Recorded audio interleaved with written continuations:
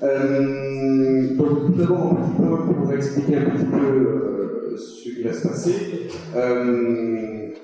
J'ai écrit ma conférence parce que je sais que je suis un peu disert à l'oral, et si je devais vous raconter tout ce que j'ai à dire là-dedans, ça dépasserait largement les 20 minutes. Donc, je vais passer dans une phase de lecture alternative de ce texte et de regard public afin de ne pas trop vous perdre. Mais bien évidemment, je vais tenter de rendre tout ceci quand même un peu attractif. Alors, les trois blessures narcissiques de l'humanité. Je vais commencer par vous lire un petit extrait de la psychanalyse, de l'introduction à la psychanalyse de Sigmund Freud, de 1916.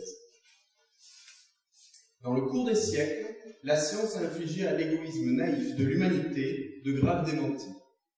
La première fois, ce fut lorsqu'elle a montré que la Terre, loin d'être le centre de l'univers, ne forme qu'une parcelle insignifiante du système cosmique dont nous pouvons à peine nous représenter la grandeur. Cette première démonstration se rattache pour nous au nom de Copernic. Le second démenti fut infligé à l'humanité par la recherche biologique, que vous connaissez bien, lorsqu'elle a réduit à rien les prétentions de l'homme à une place privilégiée dans l'ordre de la création, en établissant sa descendance du règne animal et en montrant l'indestructibilité de sa nature animale. Cette dernière révolution s'est accomplie de nos jours, à la suite des travaux de Charles Darwin, de Wallace et de leurs prédécesseurs. Travaux qui ont provoqué la résistance la plus acharnée des contemporains. Un troisième démenti sera infligé à la mégalomanie humaine par la recherche psychologique de nos jours, qui se propose de montrer au moins qu'il n'est seulement pas maître dans sa propre maison, qu'il en est réduit à se contenter de renseignements rares et fragmentaires sur ce qui se passe en dehors de sa conscience dans sa vie psychique. Les psychanalystes ne sont ni les premiers ni les seuls qui aient lancé cet appel à la modestie et au recueillement, mais c'est à eux que semble échoir la mission d'étendre cette manière de voir avec le plus d'ardeur et de produire à son appui des matériaux empruntés à l'expérience et accessibles à tous. D'où la levée générale du bouclier contre notre science, l'oubli de toutes les règles de politesse académique et le déchaînement d'une opposition qui secoue toutes les entraves d'une logique impartiale. Voilà les termes de Sigmund Freud. Évidemment, vous pouvez constater qu'ils sont un petit peu agressifs. Je commence donc cette conférence. Dans cet extrait, Freud vient nous expliquer non pas sa théorie, comme certains l'auraient souhaité à l'époque, mais on le voit très bien, Freud considère de fait que sa théorie est acquise. Dans ces quelques lignes, il vient s'inscrire contre ce qui semble être l'obstacle philosophique majeur à l'acceptation de sa thèse, l'orgueil de l'humanité. On pourrait très bien se contenter de refermer la page Freud, comme beaucoup le font, et s'inscrire alors dans une démarche scientifique dogmatique. Dogmatique au sens où le trésor de la langue française, dictionnaire raisonné, l'entend, qui est relatif au dogme. Le dogme étant défini comme une proposition théorique établie comme vérité indiscutable par l'autorité qui régit une certaine communauté. On en arrive alors à ce qui relève de la doctrine, qui est un ensemble de principes dénoncés, érigés ou non en système, traduisant une certaine conception de l'univers, de l'existence humaine, de la société, etc., et s'accompagnant volontiers, pour le domaine envisagé, de la formulation de modèles de pensée et de règles de conduite. Alors, et ce malgré leur tardive, attention-nous à reconsidérer un peu ce que Freud a voulu nous dire au travers de ces quelques lignes. Non pas pour l'ériger en tant que dogme qui prévaudrait sur un autre, mais plutôt pour s'inscrire dans la démarche du doute quant à nos représentations vis-à-vis de la science, et en particulier, intéressons-nous un peu plus à ce que doit être le but de la science aujourd'hui, au XXIe siècle. Mais, et c'est très important, dans cette démarche, questionnons aussi le postulat de Freud, car il serait encore une fois malvenu de notre part de quitter une chapelle pour en rejoindre une autre. Ainsi donc, ne pouvons-nous pas avoir une forme d'absurdité à vouloir résumer tout ce que l'on ne comprend pas au simple mystère d'un inconscient humain dont nous n'aurions pas les clés? Ce serait la psychanalyse de Freud. Nous allons donc cheminer ensemble, et ce durant une vingtaine de minutes, à travers une forme de psychanalyse de la science, Ce faisant, nous en profiterons aussi pour interroger la scientificité de la psychanalyse. Les attaques envers Freud. Commençons par ça. La psychanalyse de Freud a connu bon nombre de critiques et d'attaques à son endroit. Et ce qu'il y a de plus étrange, c'est qu'à cette époque du début du XXe siècle, Freud n'est épargné par personne, de la politique à la philosophie, en passant par ses confrères psychanalystes, et en allant évidemment chercher du côté de la science, les critiques à l'égard de Freud sont unanimes. Et si toute l'Académie semblait troublée par les travaux du psychanalyste, une bonne partie l'assimilait, et l'assimile encore, à un charlatan. Comme il serait trop long de faire état de la totalité des reproches qui lui furent faits, je me concentrerai mon propos sur les critiques relatives à la scientificité de la psychanalyse. Parmi les plus grands détracteurs de Freud, Karl Popper ne fut pas le dernier à remettre en cause les travaux de Freud.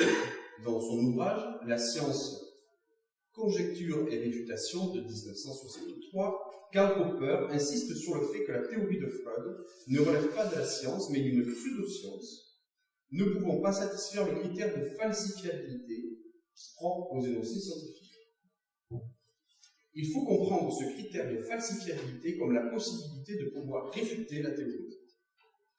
Entendons par là que la psychanalyse peut interpréter a posteriori toutes les données théoriques, et sa logique lui étant propre, elle est nécessairement vraie, car même l'ajout d'une donnée contraire qui viendrait ébranler la théorie dans ses fondements peut trouver du sens et être expliqué par cette même théorie. C'est l'histoire du serpent qui se mord la queue.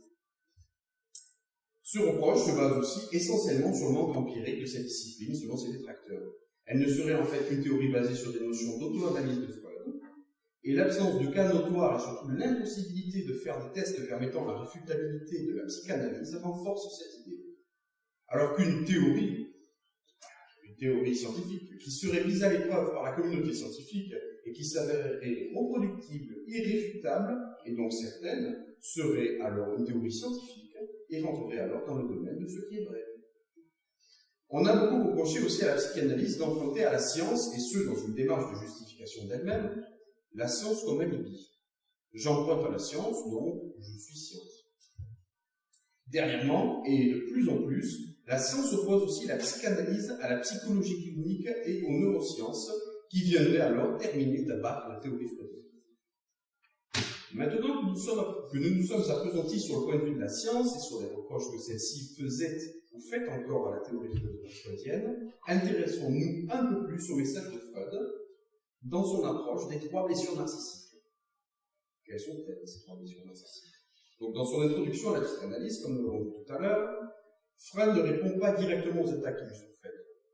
Au pragmatisme des reproches qui lui sont faits, il préfère opposer une démarche philosophique d'auto-analyse dont l'humanité manquerait sensiblement, et dont a fortiori la science. Et pour ce faire, il prend des exemples bien précis pour montrer les limites de la science. Au brûlant reproche dont il est l'objet, Freud répond en pointant du doigt le passé de la science, son histoire et sa morale. Donc, dans ce premier temps, Freud fait clairement allusion à ce qui a été le passage du géocentrisme à l'héliocentrisme grâce aux travaux de Copernic, puis par la suite à ceux de Galilée. Ces travaux conjugués ont réussi à faire admettre à la communauté scientifique et religieuse de l'époque que la Terre n'était pas le centre de l'univers, mais plutôt que le centre de notre univers était le Soleil, autour duquel notre planète gravite. Nous pourrions nous contenter de cette lecture, et certes, elle est très satisfaisante, mais essayons d'aller chercher un petit peu plus loin et voir qu'est-ce qu'on pourrait tirer de cette remarque que Freud fait à la science. Parce que Freud, à travers cette remarque, pointe un phénomène bien particulier, qui est le pilier de sa théorie. En effet, Freud ici fait le constat que l'humanité est souvent prompte aux illusions infantiles.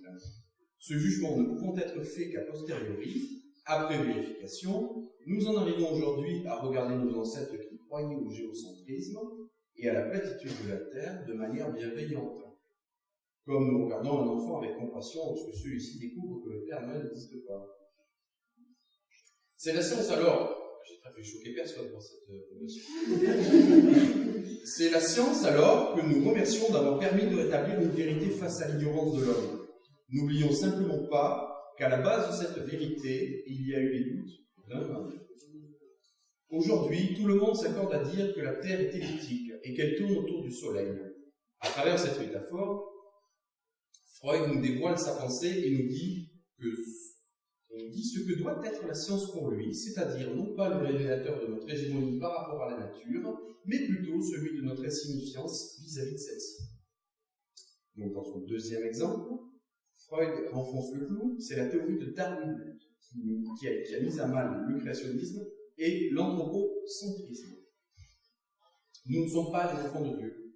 Pire encore, nous descendrions des primates. Freud reprend cette idée, d'autant plus qu'à son époque, il existait encore beaucoup de réfractaires à la théorie darwinienne. Mais si Freud a repris ces deux exemples c'est pour mieux introduire la psychanalyse. Rendez-vous compte, nous ne sommes pas maîtres de notre univers dont nous pensions être le centre. Nous ne sommes pas maîtres sur notre planète où nous ne serions rien de plus qu'un cousin évolué du singe. Mais ce n'est pas tout, selon Freud, nous ne sommes même pas maîtres dans notre propre maison, pour reprendre ces termes. Et voilà, c'est le coup de grâce. Notre orgueil infantile en prend un coup. Ce que fait Freud en concluant ainsi, c'est finalement relativiser les critiques qui lui sont opposées. Si quelque part nous avons fini par accepter Copernic, Galilée, Darwin, nous finirons par accepter Freud. Mais voilà, les choses ne sont pas si simples. Aujourd'hui, et nous en faisons le constat. Interrogeons-nous maintenant, essayons de savoir pourquoi la prévision de Freud ne semble pas être prête à se réaliser. On rentre maintenant dans le domaine de l'hypothèse interprétative. Avis donc à ceux qui verraient là une vérité, tout ceci n'est que ma propre interprétation. La psychanalyse dérange, car, fondée ou pas, scientifique ou pas, ce n'est plus seulement l'orgueil de l'homme qu'elle met à mal, mais c'est aussi celui de la science, ou du moins d'une forme de science, académique, dogmatique.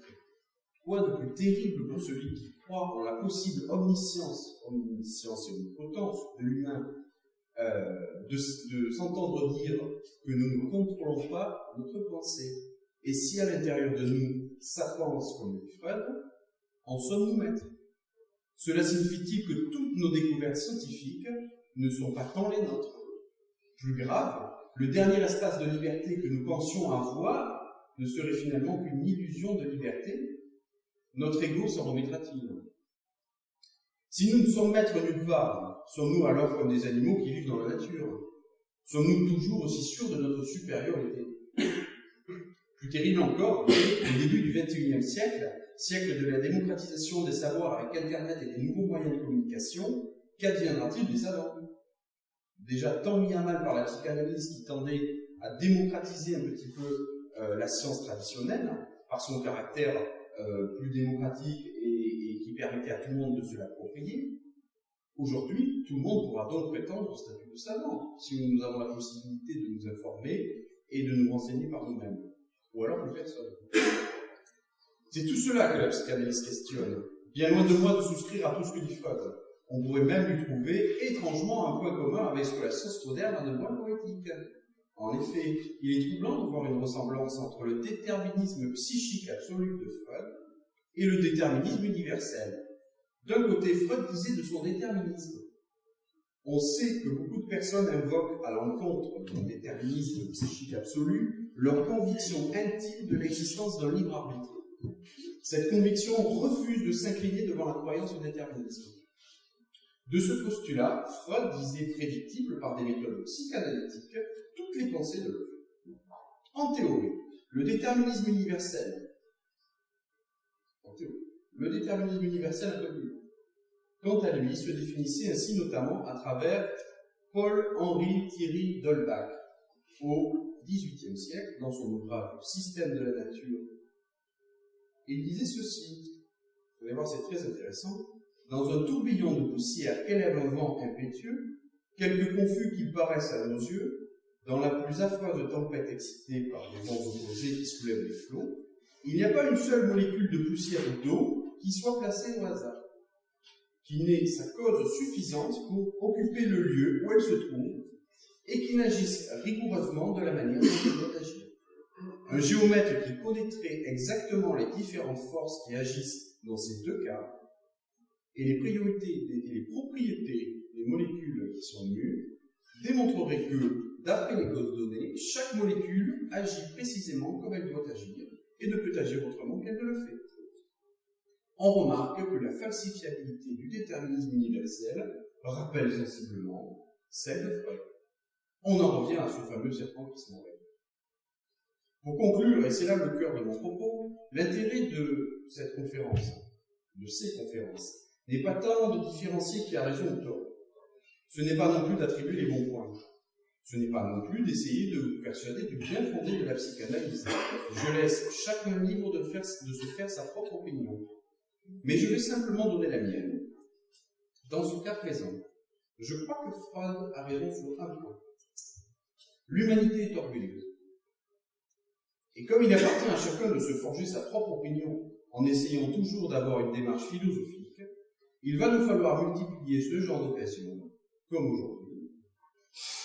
Je pense qu'il est plus que nécessaire aujourd'hui de décloisonner nos disciplines et de nous offrir plus de cadres comme aujourd'hui où il est possible d'échanger et de mettre en perspective les connaissances de chacun, non pas pour se convaincre, mais pour tenter tout au plus d'essayer de vaincre notre orgueil.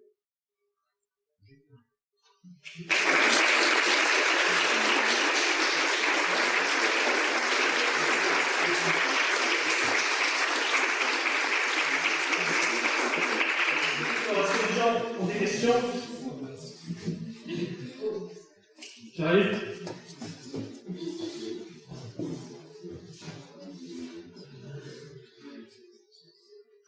Merci. Donc merci pour m'en écouter. Par rapport à Freud, il y a une question qui revient régulièrement avec le présent, j'ai dit qu'on pouvait. C'est que l'analyse de Freud se centre.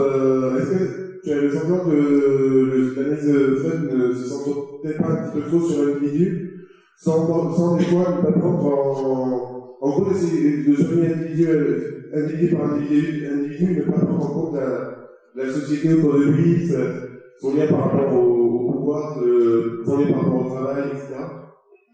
Et ça me permet aussi par rapport à, donc tu avais parlé donc, de Darwin.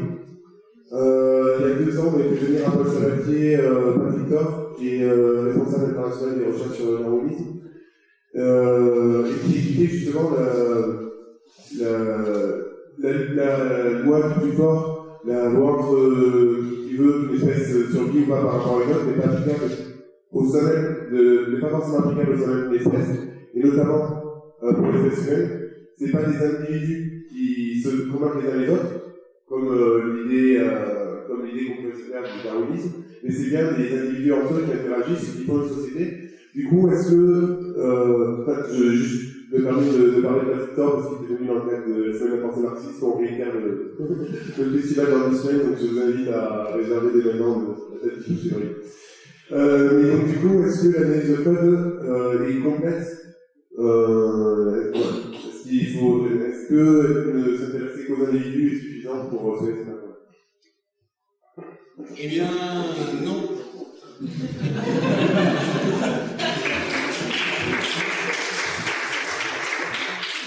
Non, je crois, j'ai parlé de Freud et je ne suis pas du tout ni psychanalyste, ni psychologue, ni freudien. Je trouve cet exemple intéressant pour qu'on en discute et qu'on essaye d'élucubrer là-dessus. Par contre, je crois que l'individu, c'est un petit peu la double articulation de l'individu avec lui-même et de l'individu au cœur d'une société. Donc évidemment, se contenter de Freud, ce serait un peu léger pour comprendre un petit peu l'être humain. D'autres personnes?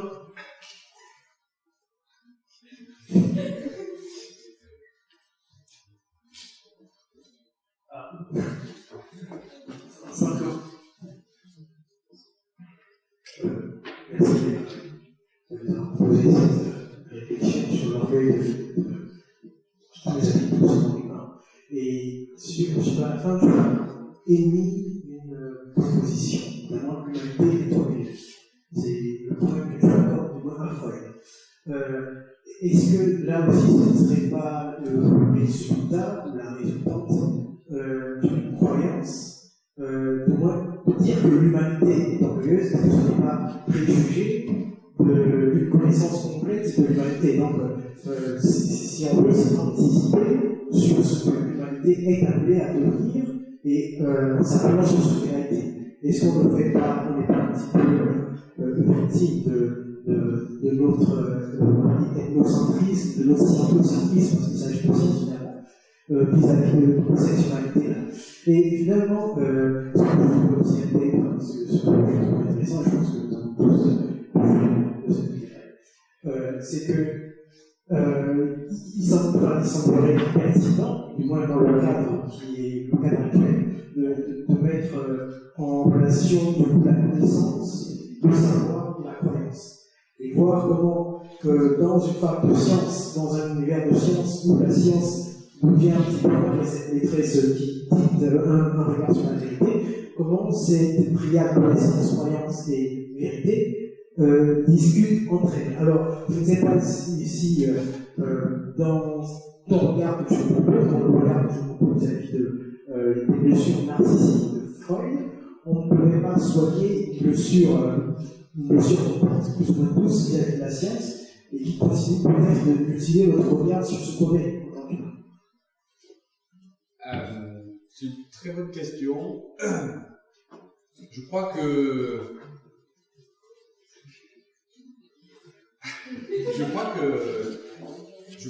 ce rapport entre vérité, croyance et savoir, merci, je ne voudrais pas mélanger les mots, donc entre vérité, savoir et croyance, ce questionnement philosophique-là est capital dans notre démarche d'étudiant, mais dans la démarche de n'importe quel être humain. Parce que on a vite fait de mélanger les trois en fonction de ce qui nous arrange le plus la plupart du temps. Et je crois qu'il est important de s'extraire un petit peu de la dimension passionnée, au sens de la dépression de Descartes, et de notre orgueil un petit peu, non pas pour essayer de devenir plus performant vis-à-vis de nous-mêmes, mais tout simplement pour essayer d'avoir un regard plus juste sur ce rapport entre vérité, croyance et savoir, qui sont trois choses distinctes et qui, très souvent, dans l'histoire, se sont mêlées et se mêlent encore. Et dans le milieu universitaire, ça peut des fois déboucher sur des massacres de personnes, sur l'autel de la science ou sur l'autel de croyance. Et du coup, je pense que si on veut être dans une démarche raisonnée, il faut pouvoir questionner les trois, ne rien s'interdire, si ce n'est peut-être de rester trop dogmatique, et c'était le début de mon cours. Mais je te rejoins totalement, et je pense que le sens un petit peu de ce travail qu'on fait là, de ces échanges, le cœur, il est là, pour moi. D'autres questions peut-être?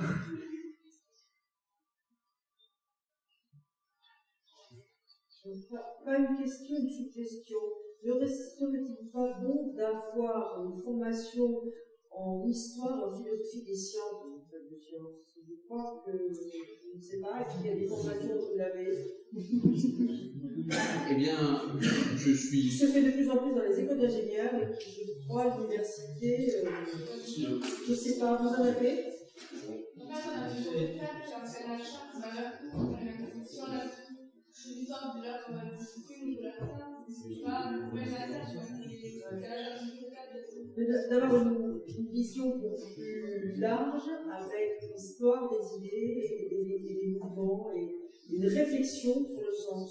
C'est tout le sens du décloisonnement, c'est que parce qu'à un moment donné, on a considéré que la philosophie, ça relevait plutôt des lettres et des humanités, et qu'on s'est contenté de faire un petit peu une histoire de l'épistémologie en sciences.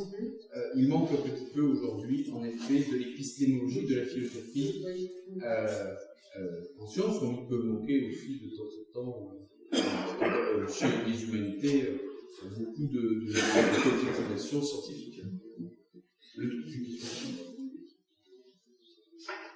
Quoi de plus beau que de venir sur ces propos? Alors, en même temps, je le dis, je suis sincère, parce que c'est vrai que ce projet, au-delà des conférences, c'est qu'a l'idée de se dire qu'on est globalement des gens de l'université, des universités de Toulouse, et qu'à l'heure où aujourd'hui on se spécialise de plus en plus, on favorise les écoles d'ingénieurs, on montre qu'un diplôme c'est un métier. Est-ce que la place aujourd'hui de l'université, des étudiants que nous sommes, c'est pas justement du fait d'avoir étudié la théorie, d'avoir un peu de temps libre, c'est pas d'être davantage des personnes qui détiennent un esprit critique, de douter un peu, d'aller voir dans un domaine, et d'avoir des lieux comme cette association, dont on n'a pas le monopole, on ne fait que commencer, mais de se dire qu'au-delà du savoir, il n'y a pas qu'un diplôme à métier, il y a aussi quand même, je dirais, une responsabilité vis-à-vis de la société, vis-à-vis de nous-mêmes, de se développer un esprit critique, je dirais, et de se construire un peu à travers tout ça. Alors, en tout cas, bon, c'est terminé. Je remercie tout le monde d'une part d'être venu et d'être resté aussi tard. C'est vrai qu'on avait prévu initialement de finir à 21h. Bon, comme tu dis, François. Mais bon, on s'améliorera sur les prochaines agoras. C'est vrai que le programme est un peu chargé aujourd'hui.